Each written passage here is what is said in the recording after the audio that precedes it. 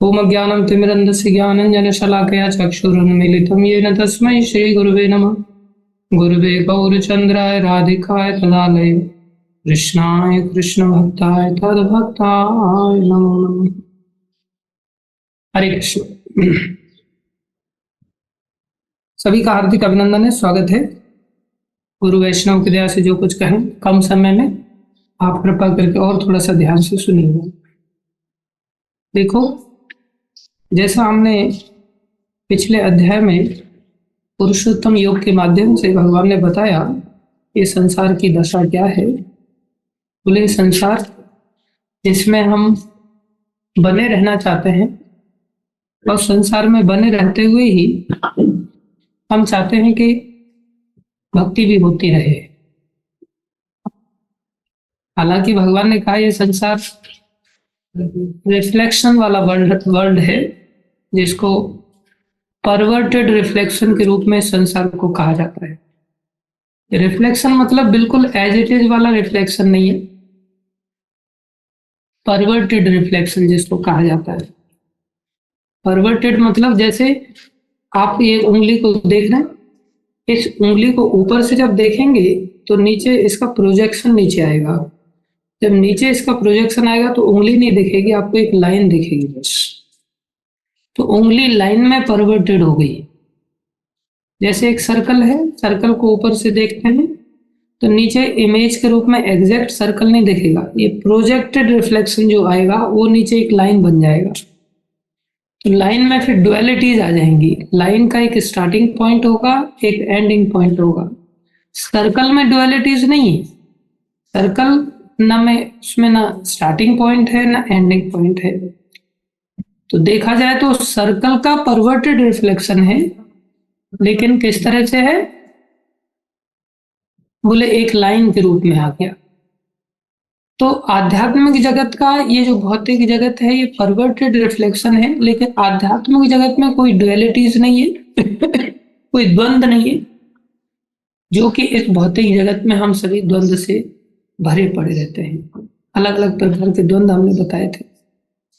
ये जो संसार है ये प्रतिबिंब तो है ही, लेकिन प्रतिबिंब कैसा है? बोले परवर्टेड फॉर्म में है, एज इट इज दिखाई भी नहीं देगा। वैरायटी तो है संसार में, लेकिन आध्यात्मिक जगत की जो वैरायटी है और इस संसार की जगत की जो वैरायटी है वो रिफ्लेक्शन के रूप में तो दिख रही है, लेकिन परवर्टेड फॉर्म में नहीं दिख पा रही है।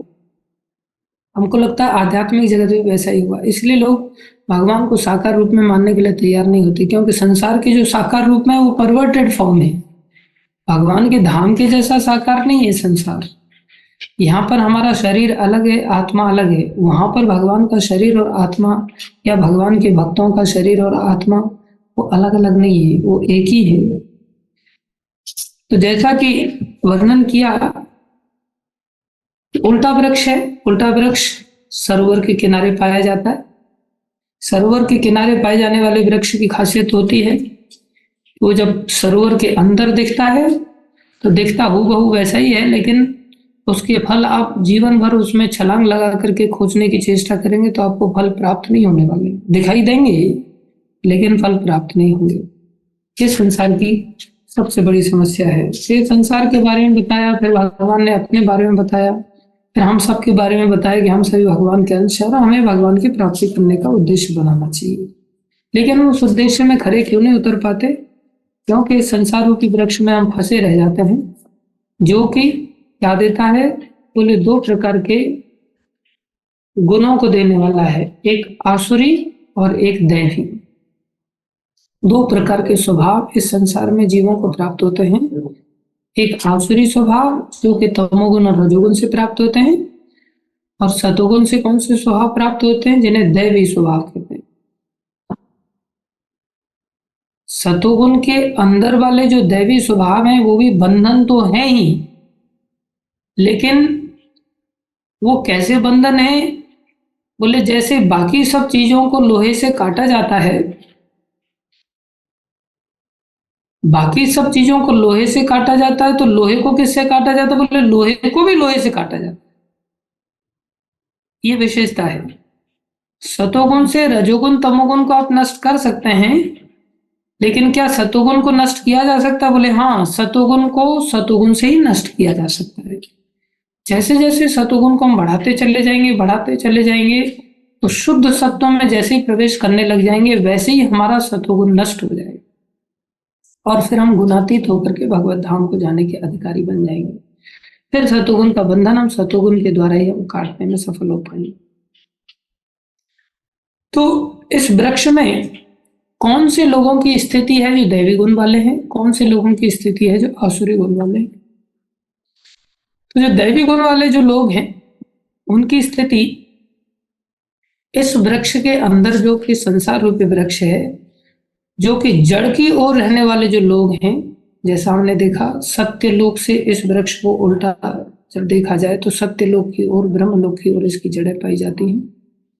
तो जो जड़ की ओर अधिक रहने वाले जो लोग हैं उनके अंदर दैवी गुण पाए जाएंगे और जो जितने नीचे की ओर आते चले जाएंगे उतना ही उनके अंदर वो दैवी गुण नष्ट होकर के आसुरी गुणों में बदल जाएंगे या राक्षसी गुणों में बदल जाएंगे, या दूसरे शब्दों में कहें तो रजोगुण से प्रभावित हो जाएंगे, या दूसरे शब्दों में कहें वो तमोगुण से प्रभावित हो जाएंगे। रजोगुणी लोग असुर कहलाएंगे, तमोगुणी लोग राक्षस कहलाएंगे और सतोगुणी लोग देवता कहलाएंगे। तो सबसे पहले भगवान ने 3 श्लोकों में दैवी गुणों का वर्णन किया। ये दैवी गुण 1-2 नहीं है, शॉर्ट में भगवान 26 गुणों का विस्तार से वर्णन कर रहे हैं और इसके पश्चात फिर भगवान आसुरी गुणों का वर्णन करेंगे। जैसा कि हमने सीखा 4 प्रकार के लोग भगवान के शरणागत होते हैं।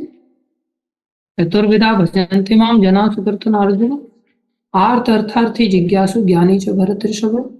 जो सुकृतन कहलाते हैं, जो पुण्य आत्माएं कहलाते हैं, जो पुण्य कार्यों में लगे रहने वाले लोग कहलाते हैं, जो दैवी कार्यों में लगे रहने वाले लोग कहलाते हैं, अर्थात जो शास्त्र के अनुसार कार्य करने वाले होते हैं। पुण्य मतलब जो शास्त्र के अनुसार कार्य करने वाले।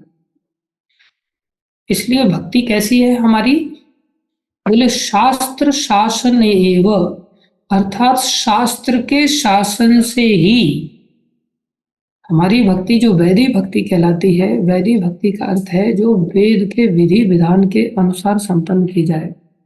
इसलिए शास्त्र शासन, ध्यान दें, शास्त्र शासन अर्थात शास्त्र के शासन के अनुसार चलने वाली जो सतुगुणी व्यक्ति ही कर सकता है।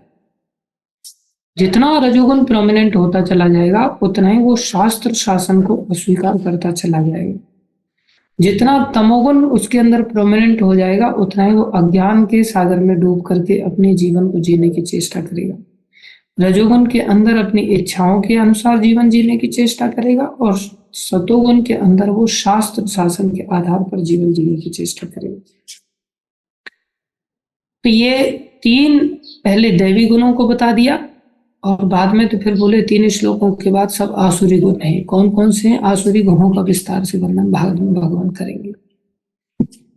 आप इसमें तात्पर्य में प्रभुपाद जी थोड़ा सा भूमिका बना रहे हैं। 15वें अध्याय के प्रारंभ में इस भौतिक जगत रूपी अश्वत्थ वृक्ष की व्याख्या की गई थी। उससे निकलने वाली अतिरिक्त जड़ों की तुलना जीवों के शुभ तथा अशुभ कर्मों से की गई थी। पूर्व जन्म में अगर हमने शुभ कर्म अर्थात पुण्य, अशुभ मतलब पाप, अगर हमने पुण्य कर्म किए हैं तो हम शुभ कर्मों के कारण सतोगुण में अपने आप नेचुरली हमारा टेंडेंसी होगा ही कि हम शास्त्र के शासन को स्वीकार करें। आप देखेंगे बहुत सारे लोगों को आप गीता देंगे या कोई भी शास्त्र देंगे तो तुरंत वो लोग स्वीकार कर लेंगे, अपना सौभाग्य मानेंगे। अरे धन्यवाद आपका, इतने समय से मैं गीता को खोज रहा था, किसी से मिली नहीं मेरे को, मैं आभारी हूं आपका। वो बहुत सम्मान के साथ आपसे गीता ले लेंगे। अर्थात उनके अंदर पूर्व जन्म की सतोगुण की वृत्ति थी। उन्होंने निश्चित रूप से शास्त्र के आदेशों का पूर्व में पालन किया था, जिसके कारण इस जन्म में उनके अंदर इस प्रकार का दैवी गुण स्वयमेव आ गया और शास्त्र के शासन को स्वीकार करने की उनके मन में वृत्ति आ गई। आप देखेंगे बहुत सारे ऐसे लोग भी हैं जिनको आप गीता देंगे तो कहेंगे ये किसने लिखा, ये तो ब्राह्मण लोगों ने अपना पेट पूजा करने के लिए इन किताबों को छाप दिया है। भगवान को किसने देखा? और आपकी जो गीता की बातें ये सब सही है, इसकी कोई गारंटी है क्या? कोई प्रूफ है आपके पास इन श्लोकों को लेकर के? आप उनको लाख लेक्चर दे दो तो भी वो स्वीकार नहीं करेंगे। कारण क्या है? रजोगुनी वृत्ति, उनके अंदर दैवी गुण नहीं है। क्यों नहीं है? अब क्यों का उत्तर एक ही है कि पूर्व जन्म में उन्होंने इस प्रकार से सुकृतियां नहीं की, पूर्व जन्म में वो बेचारे दुष्कृति के शिकार हो गए। इसके कारण इस जन्म में या तो रजोगुनी बन करके उत्पन्न हुए हैं या वो तमोगुनी बन करके उत्पन्न हुए हैं। रजोगुनी के रूप में रावण को हम देख सकते हैं, जो अपनी इच्छाओं के आधार पर जीवन जीते थे। तमोगुण के अंतर्गत कुंभकर्ण को देख सकते हैं, जो कि पूरी तरह से अज्ञान में सिर्फ सोने में ही अपने जीवन को व्यतीत करते थे। सतोगुण के रूप में विभीषण जी को देखा जा सकता है, जो कि शास्त्र के आदेश का पालन करते हुए, हालांकि लंका में रह रहे हैं, जैसे हम सभी संसार में रह रहे हैं, अभी हम मुक्त नहीं हो गए भक्ति करके, हम संसार में रहते हुए भी शास्त्र शासन को स्वीकार करते हैं। क्या करने के लिए? इस संसार के बंधन से मुक्त होने के लिए। जैसे विभीषण जी थे, वो शास्त्र के आदेश पर जीवन जी रहे। जब उनकी मुलाकात हनुमान जी से हुई तब उनको और विश्वास बढ़ गया, शास्त्र के आदेश के साथ साथ विश्वास और बढ़ गया। अब मोह भाव भरोसा हनुमंता, बिन हरि कृपा मिले ही नहीं संता। बोले भगवान के अगर भक्त मिल जाए जो कि साक्षात उस शास्त्र को जीने वाले होते हैं, तो उनके अंदर वो चीजें देखने में आएंगी। आप देखेंगे गुरु महाराज को, जैसे हम चैतन्य शिक्षाष्टकम में प्रत्येक श्लोक को पढ़ते हैं, प्रत्येक श्लोक को पढ़ते तो उसमें एक श्लोक आता है, नयनम गलदश्रुधारया वदनम गदगद हृदया गिरा पुलकैर निश्चितम वपु कदा तब नाम ग्रहणे भविष्यति। आपका नाम लेने मात्र से वो समय कब आएगा कि मेरी आंखों से अश्रुपात होंगे। अब ये शास्त्र का वाक्य है। अब शास्त्र का वाक्य है, बोले ऐसा होता होगा क्या? कई बार हमारे मन में ऐसा जिज्ञासा उठेगा, ऐसे कैसे? नयनम गलद अश्रु धारया, अश्रुओं की धारा रहेगी क्या? हाँ बहती है, कोई हमें पिटाई कर देता है तो थोड़ी देर बहती है, लेकिन बिना पिटाई के नाम लेने से बह जाएगी, ऐसा नहीं देखने में आता है। हाँ ऐसा भी होता है, जब किसी स्त्री से या किसी पुरुष से किसी का नया नया प्रेम होता है और उस स्थिति में वो नहीं मिल पाते, तो फिर उस समय में थोड़ा बहुत रोना धोना चलता है, लेकिन वो 2-4 साल के बाद खत्म हो जाता है। लेकिन वो शाश्वत रूप से बहती रहे, ऐसी स्थिति तो केवल भगवत भक्ति की शक्ति है। तो लेकिन वो हमें दिखती नहीं संसार में। लेकिन जब ऐसे वैष्णवों को हम देख लेते हैं जिनके अंदर ये बह रहा है, तब कितना विश्वास बढ़ जाएगा हमारा। तो विभीषण जी शास्त्र के आदेश पर जीवन जी रहे थे, लेकिन जैसे हनुमान जी को देखा, एकदम से उनके अंदर विश्वास की पराकाष्ठा हो गई। विश्वास एकदम से हाइक कर गया, ऊंचाई पर चला गया। ध्यान दो, ये विश्वास कभी भी कांस्टेंट टर्म नहीं होता, ये हमेशा ही वेरिएबल टर्म होता है, ऊपर नीचे होता रहता है। हम कैसे व्यक्ति की संगति करते हैं उस पर निर्भर करता है। अभी बहुत सारे वैष्णवों को आप देखेंगे जो शास्त्र की बात को बड़े विश्वास के साथ कहते हैं, निसंदेह उनमें विश्वास है तब वो कह पा रहे हैं। लेकिन जब हम इस शास्त्र की बात को किसी वैष्णव के अंदर हूबहू घटित होते देख लेते हैं, तब हमारा विश्वास कितना बढ़ जाएगा। अब जैसे नयनम गलदश धारा आप गुरु महाराज के अंदर देखेंगे, आप लोग ऑनलाइन भी कथाएं सुनते होंगे या वैसे भी आप कभी महाराज के सानिध्य में आए होंगे। महाराज कितने भावना के साथ किसी भी कथा को कहते हैं, तो कथा में एकदम से रुदन आ जाता है नाम लेते ही। अभी देखा जाए तो कोई घटना को वो ऐसा थोड़ी है कि वो हम जैसे संसार में लाइव चीजों को देखते हैं ऐसे देख रहे हो संसारी दृष्टि से, हालांकि आध्यात्मिक दृष्टि से वो देखते हैं, उनमें प्रवेश कर जाते हैं। लेकिन देखा जाए तो नाम ही तो लिया जा रहा है उस घटना का, उस घटना का उच्चारण ही तो किया जा रहा है कि ऐसे ऐसी कोई लीला भगवान ने की। उस लीला को सुनने मात्र से, उस लीला को पढ़ने मात्र से अपने आप अश्रुपात होने लगते हैं। तो ये क्या है? बोले शास्त्र में अपने आप विश्वास हो जाता है। क्यों विश्वास हुआ? पूर्व की भक्ति के कारण। क्यों विश्वास हुआ? वर्तमान की भक्ति के कारण। क्यों विश्वास हुआ? वैष्णवों के सानिध्य के कारण। तो ऐसे लोग संसार में दुर्लभता से पाए जाते हैं, जो विभीषण जी जैसे होते हैं, जो कि स्वयं अपने शास्त्र का शासन स्वीकार करते हुए अपने जीवन में भक्ति में लगे रहते हैं, साथ में शास्त्र शासन को स्वीकार करने के पश्चात जिन्होंने वैदिक भक्ति से अपने आप को ऊपर उठा करके रागानुगा भक्ति में व्यवस्थित कर लिया है, बोले ऐसे भक्तों का जब सानिध्य प्राप्त हो जाता है तो वो विश्वास सोने पे सुहागे की तरह और हमारा दृढ़ हो जाता है। तो सतोगुण के उदाहरण विभीषण जी, रजोगुण अर्थात आसुरी प्रवृत्ति के उदाहरण रावण, और राक्षसी प्रवृत्ति अर्थात तमोगुण के अंतर्गत जीने वाले उनका उदाहरण कुंभकर्ण, जो कि शास्त्र आदि में कभी मानते ही नहीं। जैसे रावण का कोई लेना देना नहीं था, ज्ञानी तो बहुत थे लेकिन जीवन में नहीं जी पाते थे। जीवन में जो व्यक्ति जी लेता है, बोले वो व्यक्ति यहां पर वर्णन करें। अब वैदिक अनुष्ठानों के अनुसार सतोगुण में किए गए सारे कार्य, देखो वैदिक अनुष्ठानों के अनुसार प्रभुपाद जी लिख रहे, सतोगुणी व्यक्ति उसी को कहेंगे जो शास्त्र के बिना एक कदम भी नहीं चलना चाहे। फिर क्या होता है, जब ऐसे चलेंगे तो सारे कार्य मुक्ति पथ में प्रगति करने के लिए शुभ माने जाते हैं, अपने आप वो मुक्ति पथ पे आगे बढ़ जाएगा, नहीं तो नहीं बढ़ पाएगा। तो शास्त्र के अंतर्गत कौन कौन से लोग आते हैं, बोले शास्त्र के अंतर्गत मानने वाले संसारी दृष्टि से भी 4 वर्ण और 4 आश्रम के लोग आते हैं।